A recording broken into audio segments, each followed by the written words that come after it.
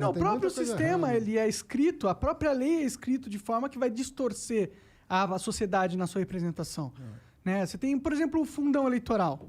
É isso. Fundão eleitoral, o que, que é? Os grandes poderosos que já estão na dominância dos partidos vão escolher aqueles que vão representar, porque basicamente eles dão o dinheiro que é quem elege de verdade. A gente vai falar que o povo elege, ok. Mas dinheiro elege também, né, Haddad? Tipo, se tiver dinheiro para comprar tempo no rádio, tempo na TV, tempo não sei o quê, tempo na internet hoje em dia, que é importante. E antes, quando o empresário podia doar, também doava para aqueles que defendiam os interesses deles. Com certeza, com certeza. Então sempre vai ter distorção. Não tem... O que a gente tem que fazer é o seguinte... O fundão eleitoral podia ser diferente, cara. Ele, em vez de dar na mão dos caciques dos partidos, ele poderia ser uma coisa agregada ao CPF do cidadão. O cidadão tem uma parcela do dinheiro no fundão e ele escolhe para quem ele coloca, entendeu? Tá aí uma ideia. Eu nunca tinha ouvido essa ideia. Aí, mas cara falar, sai as paradas aí, o que é meu aqui, eu quero que vá para fulano. Você escolhe. Aí você tem um filtro que é totalmente baseado na população dividido por CPF. Ou seja, você dá o voto pelo indivíduo igual a todo mundo. Eu gosto de botar a imaginação para funcionar, para melhorar o sistema. Porque o sistema precisa melhorar, cara. Tá feio. Eu perdi as Mas sabe qual que é a verdade? Esse troço aí, apesar de ser... Vamos lá. Vamos dizer que essa ideia de fazer pro CPF aí do Monark seja a melhor ideia de todas. Tipo, a gente tá de fato colocando o poder na mão do povo. O político não quer isso. Vamos falar a verdade. O político quer ser... mano. Olha só. Decidir o dono do partido, porra. A gente acaba avaliando a classe política pela média. E é o jeito de avaliar, né? Quando você vai falar da classe política, você pega... Pô, a média desses caras é baixa pra caramba, né? Podia melhorar. Mas tem muita gente séria, entendeu? Você tem menos do que deveria, sabe? Eu diria para você... 5% de pessoas sérias na tem política. Tem mais. Eu diria para você que tem mais. Mas não é metade, sabe? Está longe da metade. Mas não é 5%. Não é... Tem muita gente séria, tem muita gente que dedica a vida à política. A política bem feita, ela é uma doação, sabe? Porque você está abrindo mão se você tem competência para estar ali, você está abrindo mão de ser um cara bem sucedido no setor privado para se dedicar àquilo. E aquilo não vai te deixar rico, pelo menos não deveria. Sim, mas vai, né? Então, se você é um cara honesto, você não vai ficar rico com a política. Se o cara ficou rico com a política, vai me desculpar. Se ele não se ele não herdou...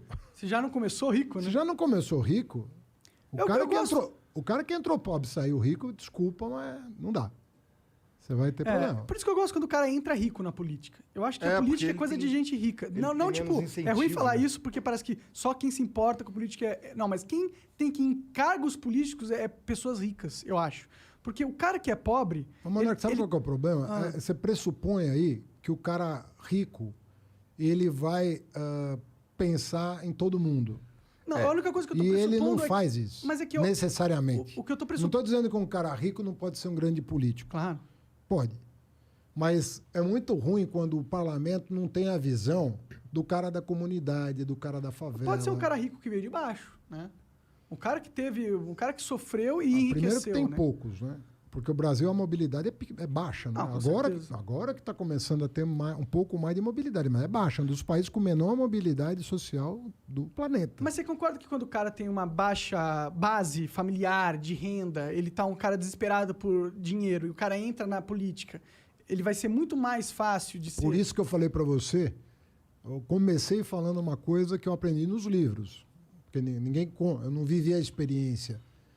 Mas os historiadores que eu li, os caras dizem o seguinte, olha, quando o pobre chegou aos mais altos níveis educacionais, é óbvio que toda pessoa de comunidade... Eu sou filho de camponês. Meu pai nunca pisou numa escola na vida dele.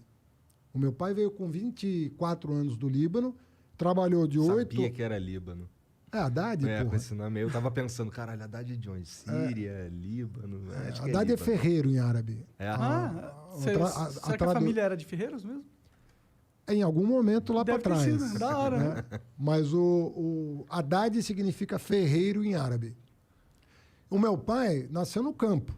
Ele dos 8 anos aos 24 anos, ele plantava. Né? Com 8 anos você vai com um saquinho de semente, assim, para o cara ir pegando. Aí você vai crescendo, você vai até chegar um momento que você faz tudo no campo. Veio para cá, foi morar no interior de São Paulo, numa cidade que hoje tem 10 mil habitantes, chamada Uchoa, uma cidade lá para o lado de Rio Preto. E com 30 anos mudou para a capital.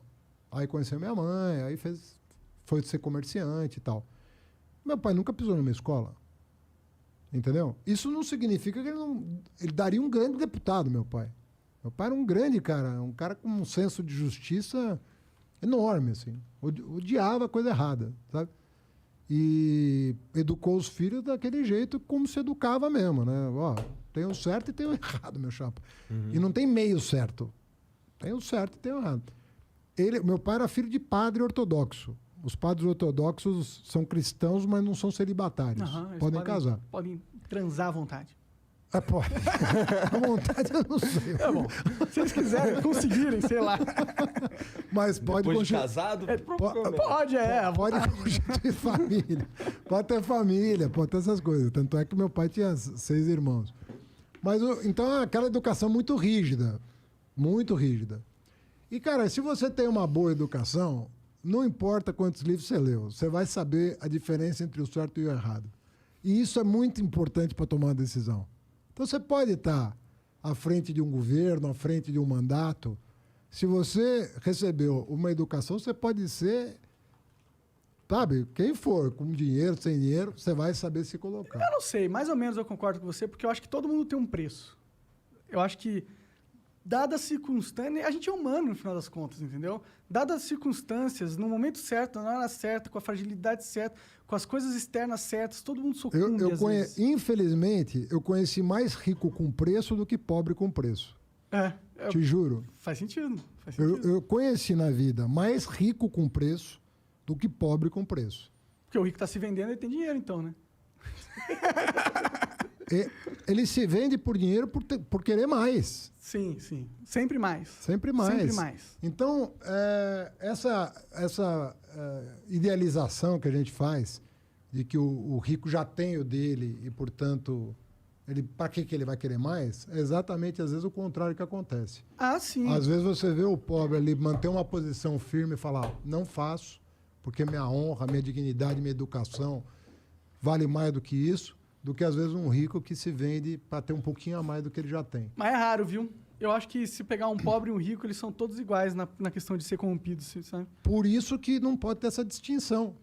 Concordo com você. Por isso que não pode ter essa distinção. Sim. Tem que ter espaço na política para todo mundo, entendeu? Inclusive porque eles vão levar conhecimentos diferentes. Às vezes o cara tá ali... Você fala pro cara do preço do gás, o cara fala... Cara, sabe que eu tinha... Quando eu era bem moleque mesmo, eu falei... Eu cheguei pro meu pai, me lembro desse dia, porque eu mudei tanto desde então. Eu cheguei, pai, o cara não foi jogar a bola porque não tinha dinheiro para pagar a passagem de ônibus. Aquilo para mim era uma coisa que não existia. Eu achava que era uma desculpa para não ir jogar a bola. Aí meu pai falou, não, tem gente que não tem passagem para o ônibus. Cara, mas a passagem para o ônibus... Filha, tem pobreza no mundo.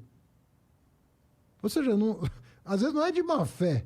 Às vezes você não conhece... Quando eu comecei a viajar ao Brasil, Monark, porque outra coisa assim, eu conheço São Paulo, eu moro em São Paulo, você conhece São Paulo? Conheço São Paulo. Porra nenhuma. Essa porra, você não conhece São Paulo. Não conhece. O paulistano não conhece a cidade.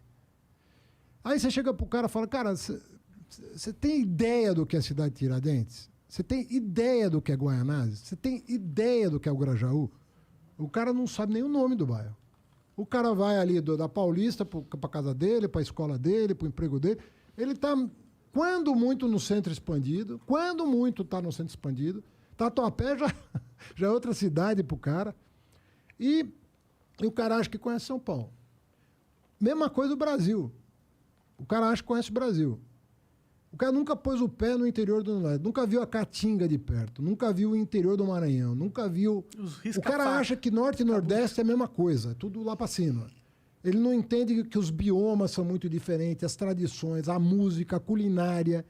São países diferentes, são culturas diferentes. Aí o cara quer ser presidente da República. Fala, cara, não é brincadeira isso aqui. Isso aqui é muito diverso, isso aqui tem muitas realidades. Então, por isso que uma pessoa A política é carente não pode ser presidente. Você concorda comigo nesse sentido? Mas depende do que você chama. Primeiro, assim, o cara tem que convencer. Primeiro, uma pessoa não consegue 60 milhões de votos se ele não conhecer o Brasil. Sim. É muito difícil. O cara convencer as pessoas a votarem nele. Se ele não Depende tiver... um pouco do discurso, porque, ó... Pô, ele precisa... Na verdade, hoje em dia mudou um pouco, hein, eu acho. Porque a internet meio que Mexia fez... nesse jogo a aí. internet elegeu o Trump, elegeu o Bolsonaro Trump também. conhece os Estados Unidos? O Trump conhece os Estados Unidos de cabo? Conhece porra nenhuma. Na verdade é que ele tinha uma máquina na internet, Sim, tinha um mas ele é nome rico. muito grande. Exato. Mas pelo teu argumento, ele sendo rico, ele conhecia alguma coisa. Eu estou dizendo exatamente o contrário. Eu tô Não, dizendo que o meu argumento da riqueza ele é não é bilionário. questão de conhecer ou não. É questão que, pô... E eu acho que talvez até seja um argumento falho nesse sentido, porque é que uma pessoa pobre, que é miserável mesmo, que não teve a oportunidade de estudar, ou que não teve a oportunidade de conhecer não só o Brasil, mas o mundo, Mas essa você vai pôr ela numa posição de poder foda, não é querendo denegrir o caráter da pessoa por ela ser pobre. É só denegrir a competência dela por ela. Porque a gente precisa de pessoas que conhecem realmente. Pô, se for pôr o cara para gerar uma multinacional, que o Brasil é uma multinacional, uma empresa gigantesca, se for para pensar dessa forma. Não vai pôr um cara despreparado nessa parada. Se bem que a gente pôs. Mas ele não vai pôr, né? A gente põe mais de uma vez. Mas a gente não vai pôr, né? a gente capricha, né?